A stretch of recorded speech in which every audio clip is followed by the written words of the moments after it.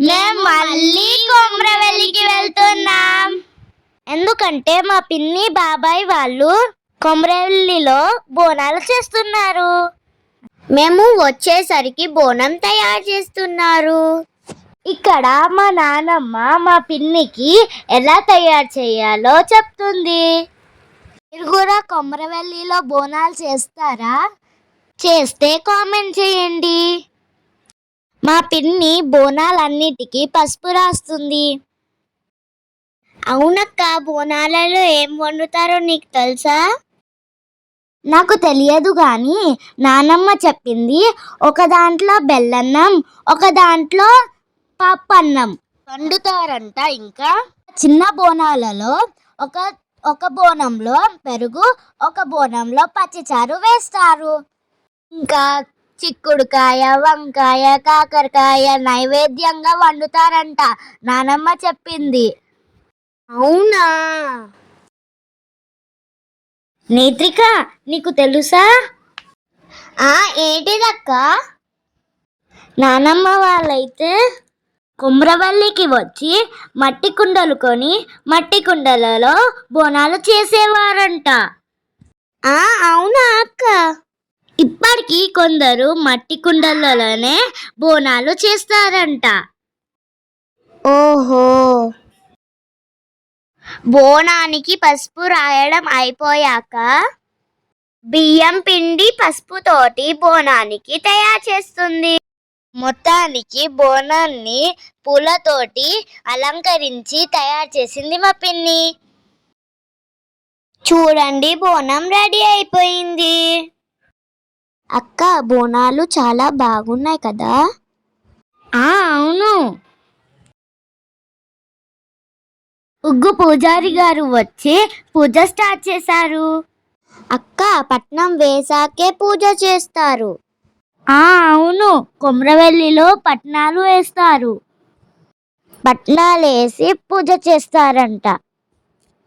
పట్నాలు కొందరు రూమ్లో వేస్తారు, మరికొందరు గుళ్ళో కూడా వేస్తారు. అవునా? మనమందరం కలిసి పూజ చేశాము. చాలా బాగుంది కదా అక్క? అవును. గున్ను చూడక్క, పప్ప దగ్గరనే ఉంటుంది. అవును, గున్నుకి పప్ప అంటే చాలా ఇష్టం. తర్వాత ఇస్తరాకులలో నైవేద్యం పెట్టాము.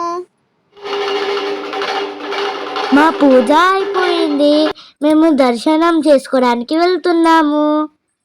ఇక్కడ మా చెల్లె, మా తమ్ముడు కూడా ఉన్నారు. మీకు తెలియదు కదా?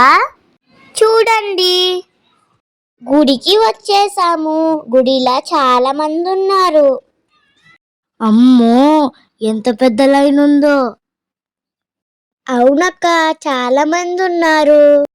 చూడండి ఎంత మంది ఉన్నారో. 150 టికెట్ తీసుకున్న దర్శనానికి 3 hours పట్టింది. ఎంత పెద్ద లైనో కదా నేత్రిక?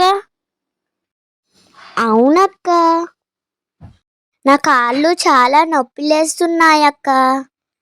అవును, నువ్వు ఏడ్చావు కూడా. మొత్తానికి దర్శనం అయిపోయింది. అమ్మయ్య, మేము కూర్చొని కొబ్బరికాయ తింటున్నాము. మా చిన్న చెల్లె చూడండి ఎంత క్యూట్గా తింటుందో.